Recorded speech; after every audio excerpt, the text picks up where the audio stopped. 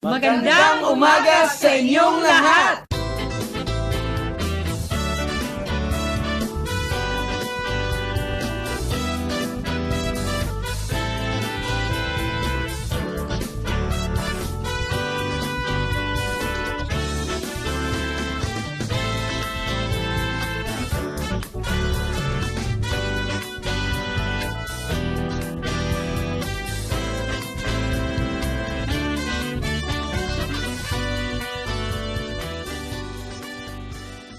Good morning, everyone. Welcome to the new Sandigan Show, 27th of November, 2015. Thank you for joining us on this gorgeous spring Friday here in Sydney.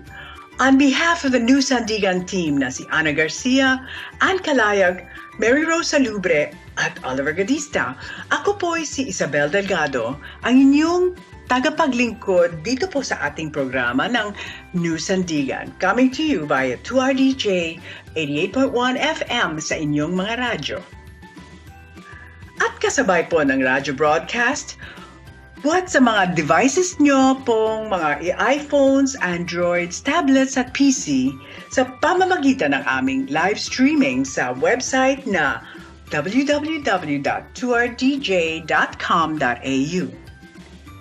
At the end of this broadcast, we shall be posting a link to a recorded version of this program on our Facebook page titled Sandigan Radio, where you can fast forward and rewind to your favorite segments to your heart's content.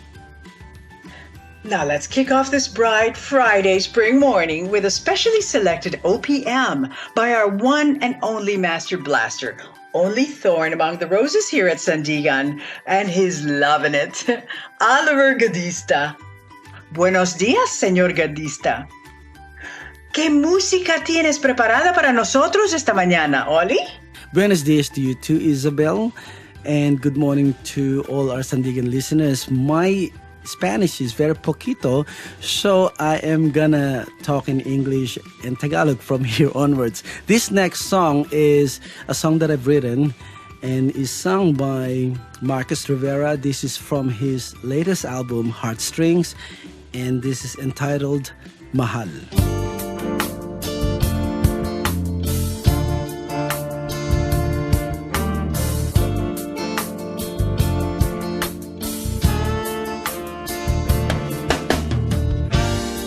Ang dapat kong gawin? Dapat ka bang mahalin? Sa bawat oras, sandali,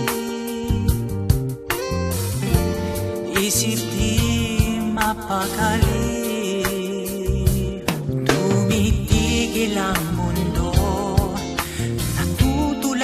sa kagandahan mo, tibok ng puso, sumasabog sa bawat kilos mo. Sinta, pag-ibig ko'y wagas.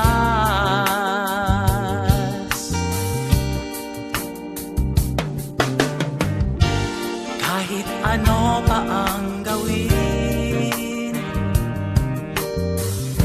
dalangin ko'y di madinig. Paalam na sakit di matis, ngunit iwan ka'y di ko kayang gawin. Tumitigil ang mundo, natutulala sa kagandahan mo, tibok ng puso, sumasabog sa bawat kilos mo. Sinta, pag-ibig ko'y wagas.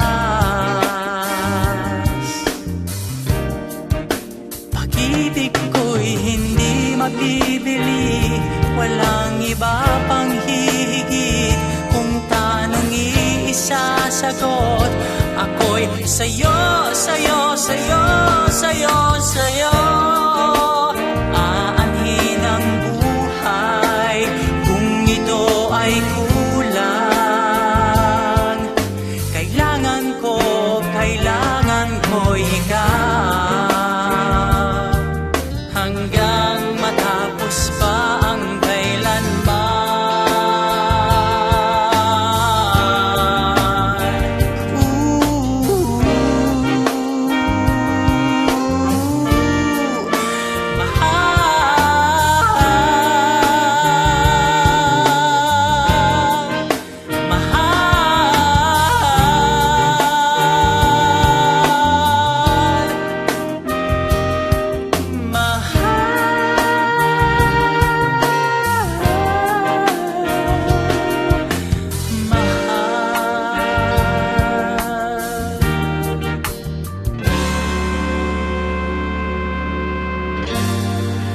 You are listening to New Sandigan on 2RDJ 88.1 FM on your radio dials and streaming live on your devices via www.2rdj.com.au, coming to you every Friday, 9 a.m. to 10 a.m. For our show this morning, we have our brilliant lineup of topics by our resident segment broadcasters who are genuine experts in their particular fields. Ana Garcia, our valuable life coach in her Life Matters segment, who is not afraid to open up and present her own life experiences on a silver platter if it means being able to heal and mend troubled souls back to their positive realities to once again become healthy, contributing members of society. She discusses all about obstacles in our lives and how to respond to them so that we are not affected by them in a negative manner. And Calayag, our beautiful entrepreneurial wizard, who flew to Las Vegas last month to attend the successful Thrive Business Conference, chats with one of her fellow participants from the USA, Tyra Villafuerte. When asked by Tyra to provide her with the best inspiring ideas to kickstart her career, Anne, who is a business owner herself, suggested wisely that whilst on her journey to discover that one golden opportunity to land her that ever-elusive business venture, that she should begin to first help her community unconditionally, because it is through this journey of helping others without expecting anything in return is where her key to success lies. Maryrose Salubre, our arts and entertainment expert, attended the Australian Press Council conference along with the other media and press personnel in Sydney about a journalism workshop that the APC will be conducting for the Filipino community. Let me remind you that you are listening to New Sandigan on 2RDJ 88.1 FM on your radio dial and via live stream on all your computer devices via www.2rdj.com.au. And now I bring you the Philippine news in English, brought to you by GMA News 7 Online and ABS-CBN News Online. This is the Philippine news for the 27th of November, 2015. The Philippines has sent a 48-man delegation to The Hague, Netherlands, for the first round of hearings on the merits of the country's case against China over the South China Sea dispute that went before the arbitral tribunal at the Permanent Court of Arbitration. The Philippine delegation is headed by Foreign Affairs Secretary Albert Del Rosario, together with Solicitor General Florin Hilbay and Principal Counsel Paul Reichler. In a press bulletin released by Deputy Palace spokesperson Abigail Valte, the palace said that the hearings are expected to begin on November 24 and end on November 30.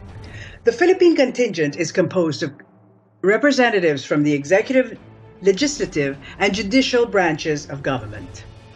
Meanwhile, in Kuala Lumpur, the United States and Association of Southeast Asian Nations, ASEAN, have released a joint statement upholding freedom of navigation and overflight in the South China Sea.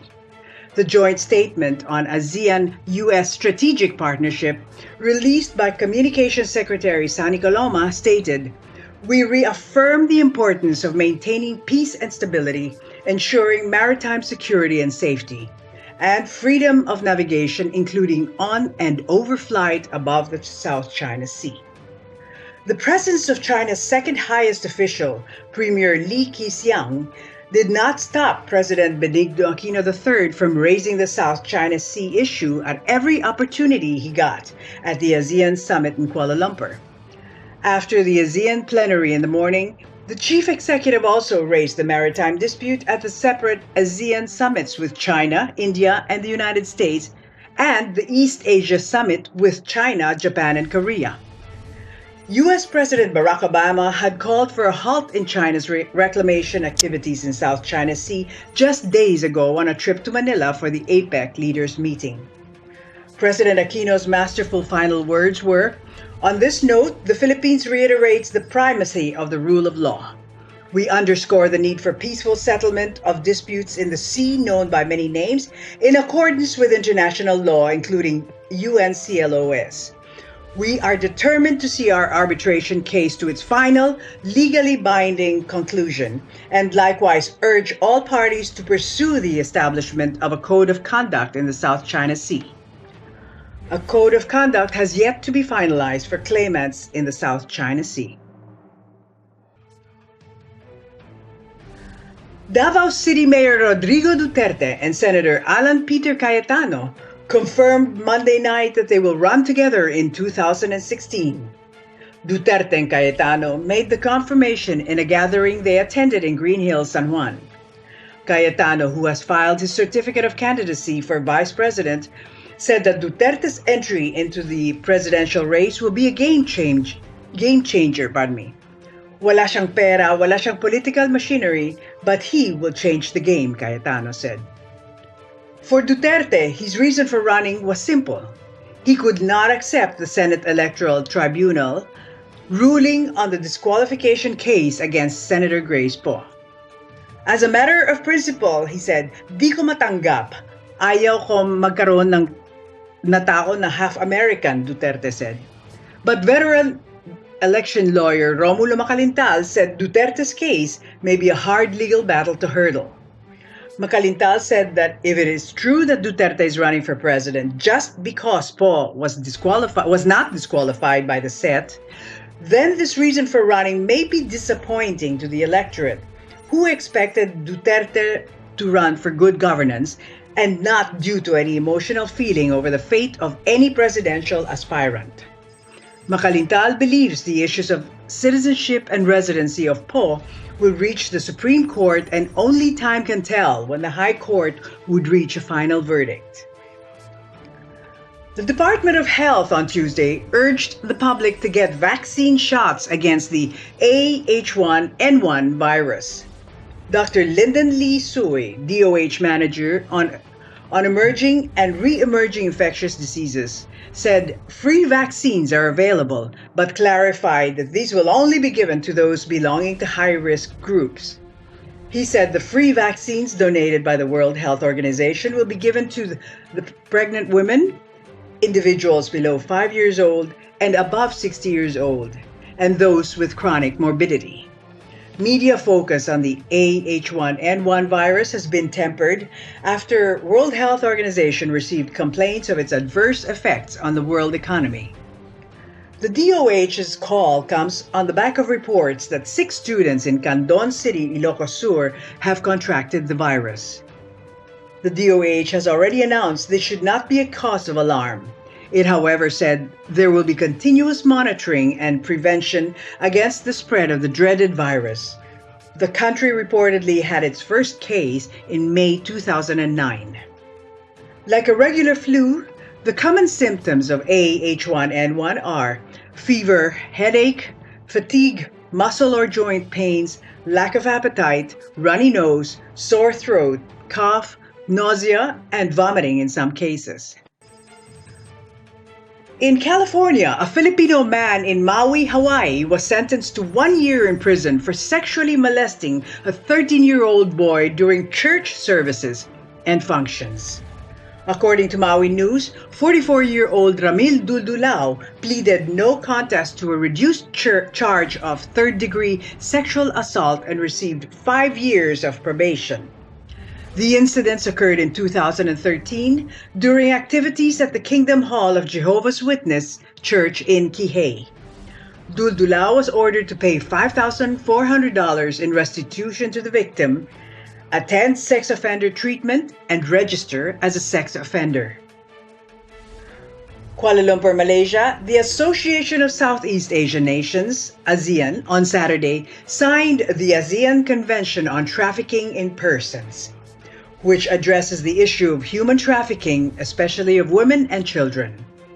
The objectives of ACTIP include effectively preventing and fighting trafficking in persons, as well as ensuring just and effective punishment of traffickers. It also aims to protect and assist victims of trafficking in persons with full respect for their human rights.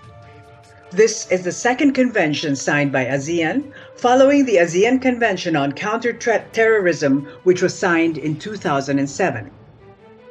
And that's the latest news making headlines in the Philippines, courtesy of ABS-CBN News Online and GMA7 News. I am Isabel Delgado reporting.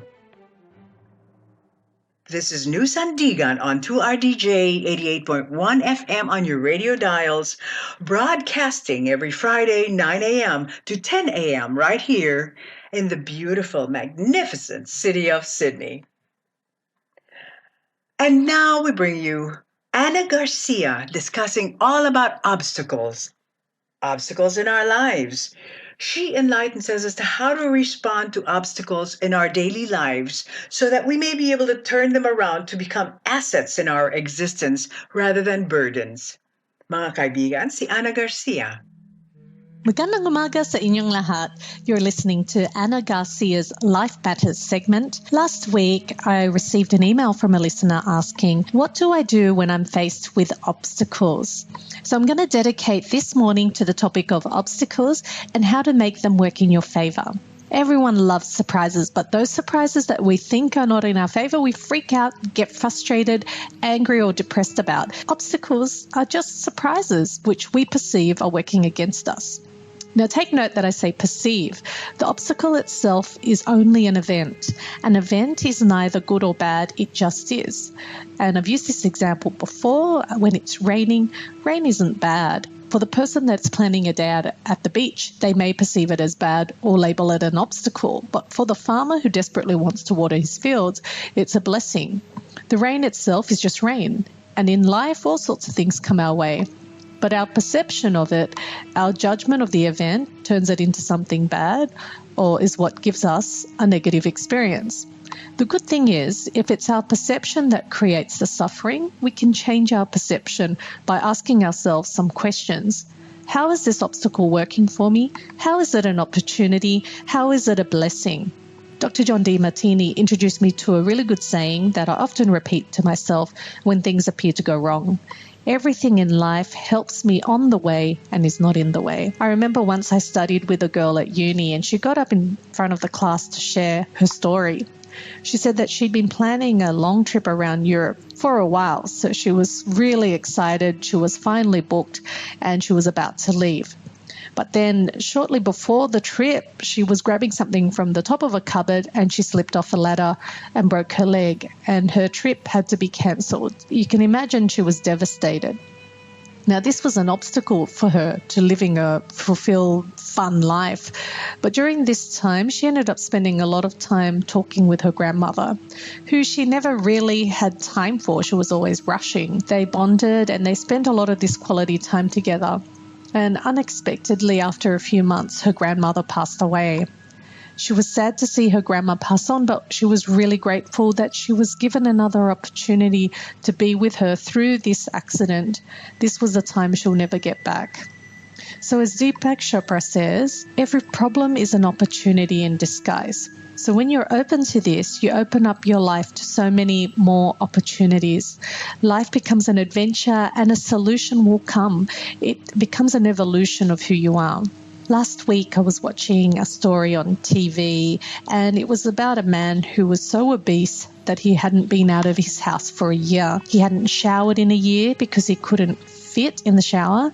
He stopped seeing his friends and was really isolated. He particularly liked to go to a bodybuilding website to cyberbully and post really mean negative comments on forums because he was so angry and he wanted to get his anger out onto the world. Finally, a moderator found him and challenged him to show the real him. So he posted pictures and he was expecting people to be disgusted. Instead, he was surprised. They sent him positive, loving, encouraging messages. I believe in you. It's not too late. You can change. I can help you. He had tried so many times unsuccessfully that he had given up on life. He had the big image in his mind that losing weight was a massive obstacle. You had to work so hard till you're vomiting, like on the shows, The Biggest Loser. It was too hard and he could barely walk. And someone suggested to just flop around, just start somewhere, start moving. And he got inspired and he took these little baby steps, just flopping around looking ridiculous, and he'd post the videos and he'd get a lot of encouragement.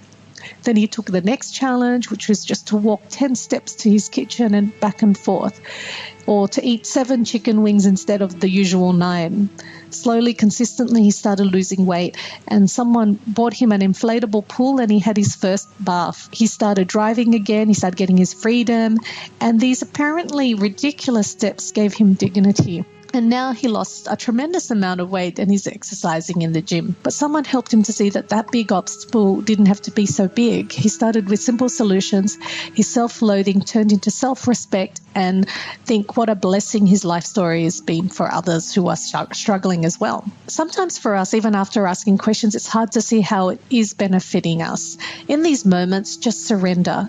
Surrender to an all-empowering universe or God or whatever you call it that loves you and is ultimately looking after all your desires, but delivering it in a way that may be different to how you planned. Don't fight with the obstacle. Don't fight with life. It's like when a toddler wants an ice block, so the parent takes it away to open it up, but then the child kicks and screams thinking the parent is taking it away completely, when all the parent wants to do is give the child everything it ever wanted. Think back to your life moments where you thought things were going wrong and they turned out to be going right, or even better than you thought.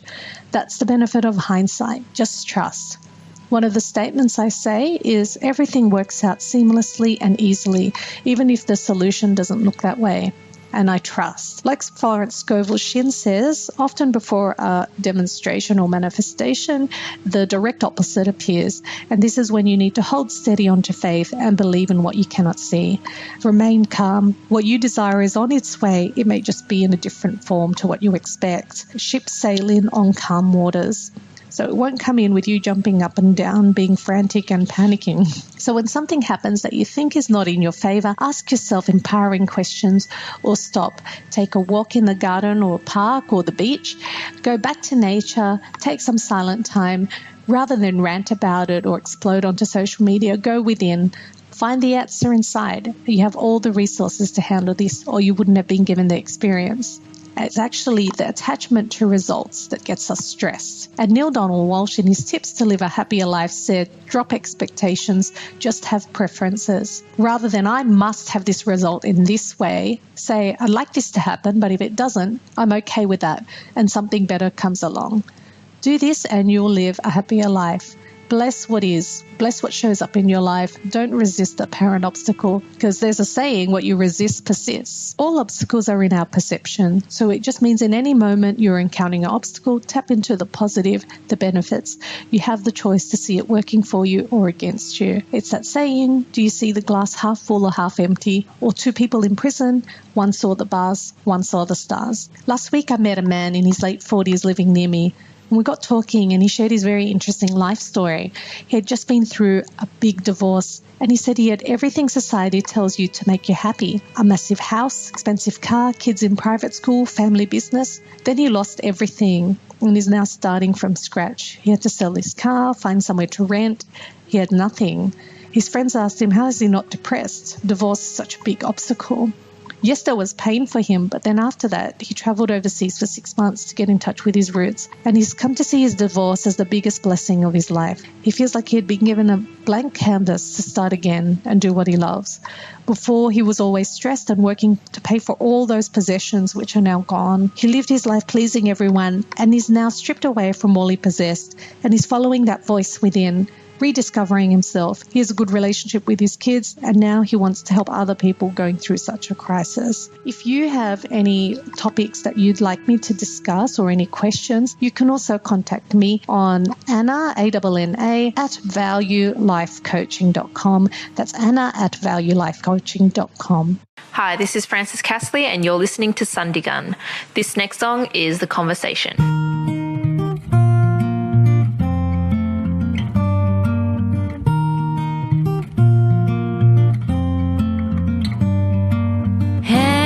Your heart to me, I can set you free from the voices in your mind saying leave it all behind.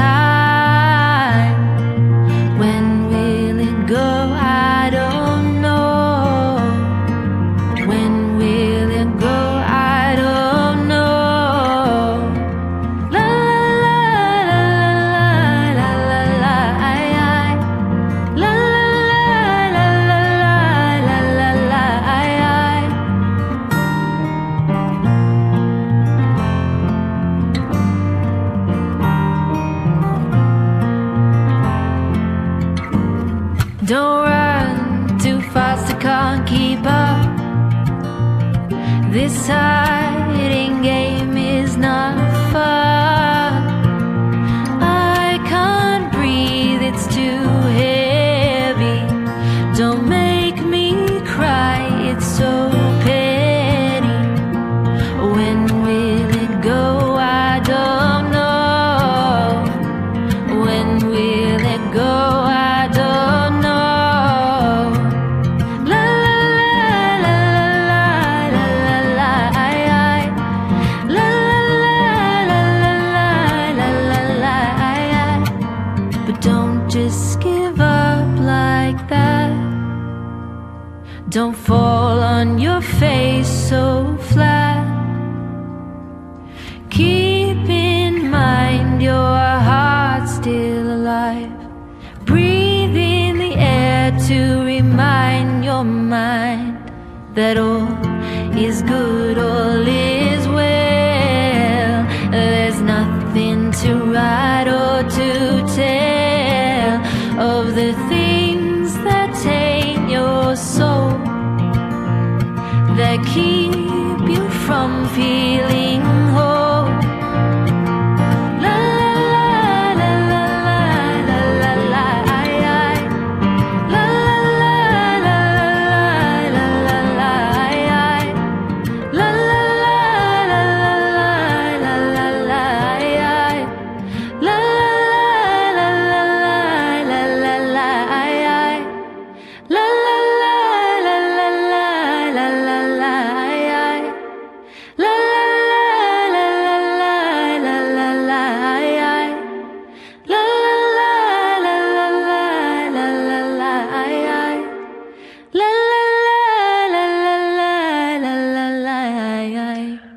Huwag po niyong kalimutan, nakikinig po kayo sa New Sandigan sa himpilang 2RDJ 88.1 FM, broadcasting every Friday 9 a.m. to 10 a.m. and streaming live on your devices via www.2rdj.com.au. And now, here's our very beautiful entrepreneurial expert, Miss Ann Calayag, in part one of a two-part series where she chats with Tyra Villafuerte, Thrive Las Vegas fellow participant, about finding the key to success. Thank you, Ann. Why do you do what you do? Why do you choose to work this hard? Are you insane? I've never met someone as workaholic as you. Why not stop, smell the roses, and enjoy life? Whenever I tell people of what I do, running a busy restaurant as a co-owner, whilst working a full-time job in a government agency, who's also working on a weekend casual job at the biggest adult chains in the world, I get predominantly judged by how I live such an exhausting lifestyle. First of all, I don't even know if by stopping the hustle to smell the roses would still enable me to enjoy, let alone support the lifestyle of my choosing. I live in a headspace that if I want something, I go get it. That it's better to strike the iron while it's hot, to work whilst you're still able, to stop whining and start implementing. I may not be adventurous in other stuff, but sure am I adventurous in entrepreneurship. When I see something of potential, I go jump on it.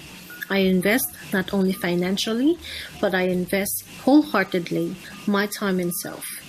It may not always go wonderfully successful as I desire it to be. I may lose a sum of money along the way.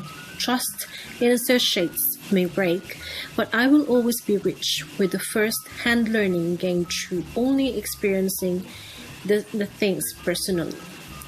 I can honestly tell you that it's not easy. And the thing is, it's hard to be open about it, to be open about the struggles, when people already judge you about what you do, or being what they call the workaholic. Successful entrepreneurs achieve hero status in our society. We idolize the Mark Zuckerbergs and the Richard Bransons, and we celebrate the blazing fast growth of the Inc. 500 companies. But what we don't know is before they made it big, they struggled through moments of near debilitating anxiety and despair. Times when it seemed everything might crumble. Admitting such sentiments was distasteful. Rather than showing vulnerability, business leaders have practiced what social psychiatrists call impression management, or also known as fake it till you make it. One may not understand why we choose to be our own bosses and why we choose to live a highly risky lifestyles over the comfortable options. But no explanation is enough for people who operate differently from us. This segment, Filopreneurs Unite, is for my fellow crazies, the challenge junkies, the dreamers, the action takers, the ambitious believers. This is for all the Filipino entrepreneurs. This is your airtime. Filopreneurs Unite is a product of a problem I wanted to solve, the change I wanted to see. For all those years that I felt alone, struggling and unsupported. Though I got the besties, the family, the friends, none of them truly understand what it takes to survive and grow the business. Everyone will surely celebrate our highs, but most of them will never understand to support us during our lowest of lows. Filopreneurs Unite is the family I wanted to grow, a support in the resource network, a mastermind of great and like-minded Filipino entrepreneurs who authentically support everyone's success. I am very grateful to have inspired a person I highly looked up to, a woman whose life story has never been an easy one. Leaving the Philippines to migrate to the US when she was only 15, endured a tough life at home when growing up, becoming a mom at 21, failing on a number of businesses, from a cleaning franchise business to a shattering real estate career, losing a lot of money and even losing her own home, being on debts while supporting a family of 5, triumphed over a major health issues including a looming mental depression, lack of family support, and almost a marriage breakdown. I believe that you can only understand life on a hindsight, as this person not only came back strong, she came back claiming a life of complete happiness, abundance, inspiration, as she now serves our Filipino entrepreneurs community in the United States. Without further ado, let's all welcome the highly inspirational Mrs. Tyra Villafuerte Villa, U.S. counterpart for Filopreneurs Unite. Hi Tyra, can you tell our listeners a little bit about yourself? I migrated to the US at the age of 15. I am now 34 years of age, married to a former Marine, and we have 3 amazing daughters. At a very young age, I already have that entrepreneurial spirit within me. I guess I was born with that kind of passion. Coming here in the US opened new opportunities for me. Yes, there were plenty of struggles and failures along the way, but I was bound to get up and keep the fire on me bursting with passion. I was determined and fearless, even though ventures I started before didn't succeed as I planned to. What inspires you to serve the community? What inspires me to serve the Filo-American community is the power of giving back and how we can create an involvement and create impact to our fellow Filipino Americans. I plan to serve them by building relationships that starts by making genuine connections. I would like to help them be passionate and improve their work by growing their capabilities and connections. My vision for the community is to help them achieve their dreams, to step above their everyday business, to think, plan, and carry out activities that improve community life, have endless possibilities, and most of all, expand their horizon. What's holding you back from succeeding? Finding out the missing ingredients for my success was lack of support and encouragement from the people around me. My advice to all of you is if you can learn to be patient and constantly improving yourself, it's always worth the investment. Success takes a soul of adventure and an inclination for bravery. It isn't that the brave don't have any apprehensions, it is that they chose to move forward anyway. So just make some courageous decisions. What's up, everybody? This is your girl, Kat Thompson, and you're listening to Sandigan. This is my song, Walk Away. Say that you want me, say that you need me, say that you want me back. Well, you had your chance, you had your turn, you blew it, babe, so walk away. Say that you want me, say that you need me, say that you want me back. Well, you had your chance, you had your turn, you blew it, babe, so walk away. When I'm dancing on the floor, why you looking at me like that? Oh, what you trying to say to me? Why you wanna bother me?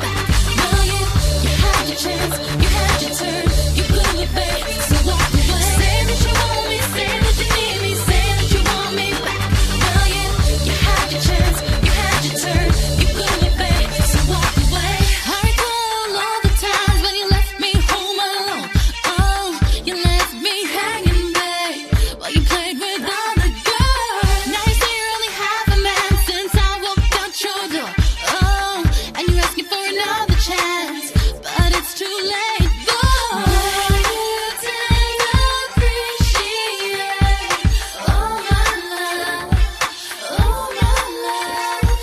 Boy, you didn't appreciate all my love, all my love. You say that you want me, say that you need me, say that you want me back. Well, you had your chance, you had your turn, you blew it, babe, so walk away. Say that you want me, say that you need me, say that you want me back. Well, you had your chance, you had your turn, you blew it, babe, so walk away. You are listening to New Sandigan, broadcasting every Friday from 9 a.m. to 10 a.m. on 2RDJ 88.1 FM on your radios and live streaming via www.2rdj.com.au. And now, here are the community announcements brought to you by Ana Garcia. And now for some community announcements. In Ashfield, there's a children's oral health workshop. An oral health therapist will talk about children's dental development, provide information on baby tooth teething, thumb sucking, dummies, tooth decay in young children, and brushing techniques. Lunch and afternoon tea are provided. It's on Wednesday, the 2nd of December at 12:30 p.m. That's in room 4, upper ground floor, Ashfield Civic Centre on 260 Liverpool Road, Ashfield. It's for free, but bookings are essential. You can book online on www.ashfield.nsw.gov.au. In Strathfield, the 2016 Citizen and Young Citizen of the Year Awards is taking place. Each year, Strathfield Council announces a Citizen and Young Citizen of the Year for local citizens and groups who've made outstanding contributions to the community. All nominees must be Australian citizens and residents of the Strathfield Council area at the time of nomination. So the Young Citizen of the Year is open to all nominees aged 16 to 25. On the 26th of January 2016, you can access the official nomination form online. These nominations close at 5 p.m. on Friday, the 18th of December 2015, and the awards will be presented at Council's Australia Day celebrations. Visit www.strathfield.nsw.gov.au/news-and-events. In Canada Bay, Carols in the Park will take place on Wednesday, the 16th of December from 6 p.m. Join in the celebration of the festive season, Christmas carols and entertainment for the whole family, and of course a visit from Santa. It's in Halliday Park, McGrath's Avenue, 5 Dock. Check for updates on www.communitiesforcommunities.com.au. The Croydon Twilight Christmas Markets is taking place on Friday, the 27th of November from 4:30 p.m. till 9:30 p.m. This is at Croydon Public School on Young Street. There'll be over 45 professional arts, crafts and food stalls offering unique goods, alfresco dining, bar, live entertainment and kids zone. Maryrose Salubre, our arts and entertainment social butterfly, is at the Australian Press Council conference about the upcoming workshop for the Filipino community about journalism. The APC, Australian Press Council. I have here today the chairman of APC, Professor David Weisbrot. Good afternoon, Professor. How are you today? Good evening. I'm fine. And you? Good, sir. Good, sir. Okay. Sir, tell us about that. It's been now that the Australian Press Council trying to involve the multicultural press, including the ethnic communities, press people. Now, what is this all about, sir? Okay, well, we cover all of the press organizations in Australia, so all of the newspapers, magazines, and online news services. And we've been doing a review of our membership. We're about to enter our 40th year. And we saw that the stunning lack, the gap and the omission, and really it's a terrible one, is that we haven't sufficiently engaged with multicultural Australia, with the so-called ethnic press or multicultural press. So we've been making a very concerted effort to try to bring the multicultural press within our orbit. We've started with the Chinese and Filipino communities, which are substantial and prosperous and well-educated in Australia and have a very vigorous media themselves. And so we're trying to get them involved in the Press Council's activities as members, as advisors, as people who can talk to us about cultural and political issues and talk to us about free press issues. Sir, what does this mean in the Philippine media society? What does the benefits give to them? Well, we think it would signify the fact that the Filipino-Australian press is now a valid and a valued member of the Australian press community more generally.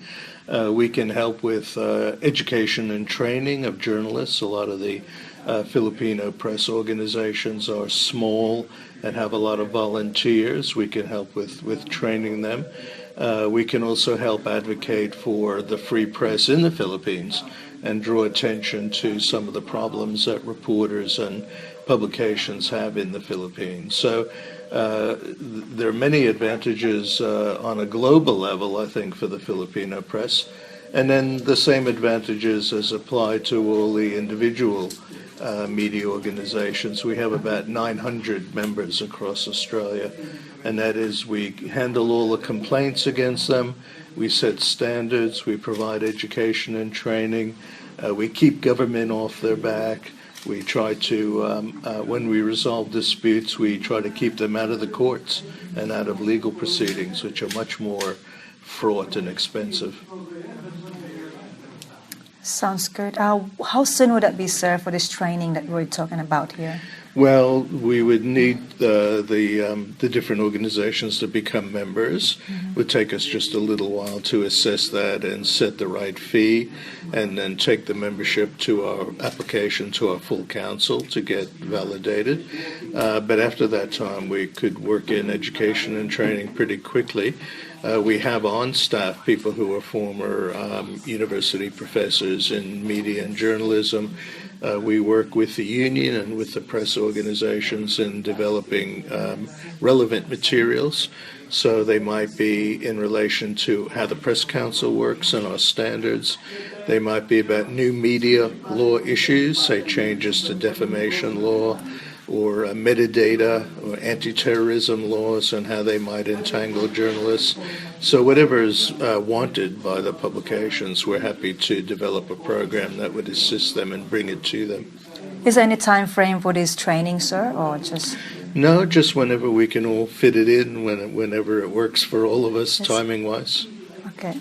And do we have to just contact you or apply online or any details for that? Well, members would just ring us up and just say, we're interested in this kind of training for so many hours for so many people. And we would just find the first opportunity, assuming it was something we already have worked up, materials worked up. Otherwise, it'd take a little bit of time to develop a program and then to deliver it. And we're pretty flexible about delivery. We know journalists work long hours, so we don't want to take them off the publication floor during the day. It might be on the weekend or in an evening. Okay. Are there any criteria before getting into this course or training, etc.? Well, if we our relationships with the publication, so if the publication is a member of the Press Council and we're happy to provide them with those kind of services, they can then bring along journalists or volunteer journalists or anyone who's operating within their own organization. That's good. Thank you so much, sir, for your time. Pleasure. Sir, one more question. How do you mediate between the within Australian Filipino community regarding these issues related to wrong publishing? Publicity? Yeah. So how do you mediate it on these circumstances? Well, we do the same way we do for all our 850 or 900 publications. So if a member of the public wants to complain about a publication, a particular article or online piece, we would have a look at it, analyze it, see if we think there was any legitimacy to the argument at all. If there is, then we would call up the publisher and discuss with them in the first instance how it might be fixed. Sometimes it's very simple, and it's a matter the person's name was spelt wrong, or the wrong photograph was used, or there's an assertion that they were bankrupt and it's not true, or that they had a criminal conviction and it's not true. We can get those things corrected very quickly, and publishers cooperate with us very well on that. If it's a matter of opinion, it's a more complex case. In those ones, we have actually a little proceeding in which both parties tell us their version of events, and then we have a panel of very experienced people in the media and in law, and they decide who's right and who's wrong. We don't have the power to censor or to fine or to do anything like that. All we can do is say this complaint is justified or it's not justified. At present time, there's no existing body about this multicultural press, and at the same time, ethnic press, particularly the Filipino press. Now, what is the role of APC on this level? Well, we would serve the Filipino press the same way. We serve the English-speaking press, the Daily Telegraph, the Sydney Morning Herald, the Crikey.com or the Guardian or any of those. So if someone brings us a complaint, we would handle it in that way. The community doesn't really matter to us. What matters is that journalists are operating with integrity and with quality. And so we want to provide that assurance to the readers of all newspapers, whether the newspaper publishes in English or Tagalog or Mandarin. Professor, what's your message to all multicultural press people that this benefits them in joining the APC? Well, we think for the most of these organizations are fairly small and can probably use the services that the Press Council will provide in terms of education and training, advocacy, and especially dispute resolution. And we don't ask a lot of money for membership for small organizations. So we understand that the big organizations, News Limited, Fairfax, Bauer magazines and so on, that they pay the bulk of the fees that are necessary to run the organization. And the smaller organizations, publications, we charge a very modest fee, about probably the same as you need to renew your driver's license in order for them to join the Press Council. We are New Sandigan on radio 2RDJ 88.1 FM and live streaming simultaneously via www.2rdj.com.au.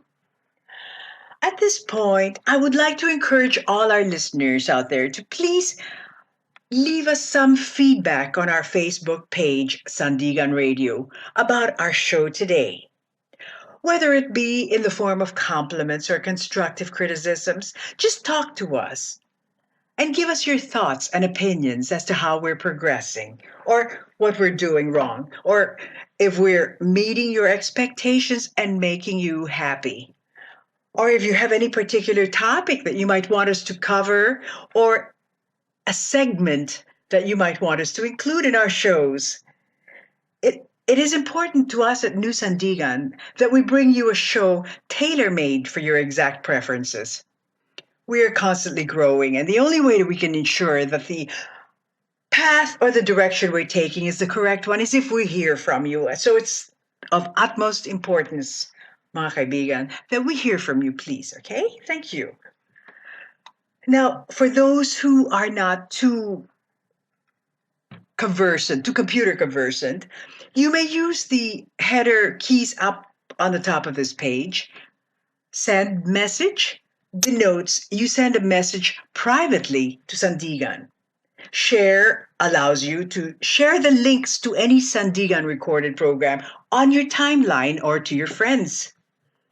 And lastly, inside the box, write something that you are able to share with other Sandigan listeners with the possibility of a dialogue with others. And with that, ladies and gentlemen, we bring to a close yet another new Sandigan show. We hope you've enjoyed yourselves and look forward to seeing you again next Friday from 9 a.m. to 10 a.m. right here on 2RDJ 88.1 FM, broadcasting in our glorious city of Sydney. Don't forget that at the end of the show, we will be posting a recorded version of this program on our Facebook page titled Sandigan Radio for those who have missed the live broadcast, where you can rewind and fast forward your favorite spots as much as you like. On behalf of our new Sandigan team, I am Isabel Delgado, bidding you all a happy weekend. God bless you. Bye for now. Itong awiting ito ay alay sa'yo, sintunado man tong mga pangako sa'yo. Ang gusto ko lamang kasama kang tumanda.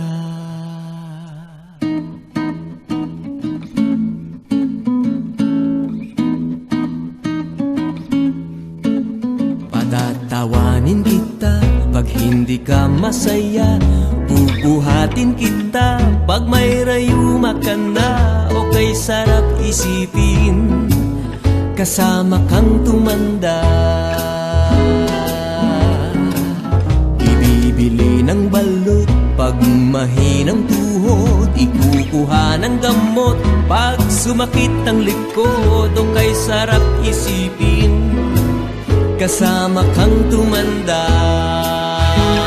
Oh, sasamahan kahit kailanman, maigit kumulang di mabilang, 30 araw sa isang buwan, umabot man tayo sa 3,001. Magmukha mang bruha pagising sa umaga, pupunasan ko pa ang muta mo sa mata, o kay sarap isipin kasama kang tumanda.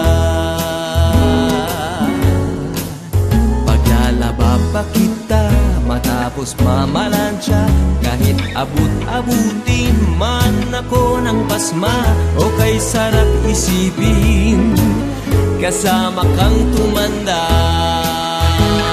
Oh, sasamahan kahit kailanman, maigit kumulang di mabilang, 30 araw sa isang buwan, umabot man tayo sa 3,001. Loves na loves pa rin kita kahit bungi-bungi ka na, para sa akin ikaw pa rin ang pinakamaganda, o kay sarap isipin kasama kang tumanda.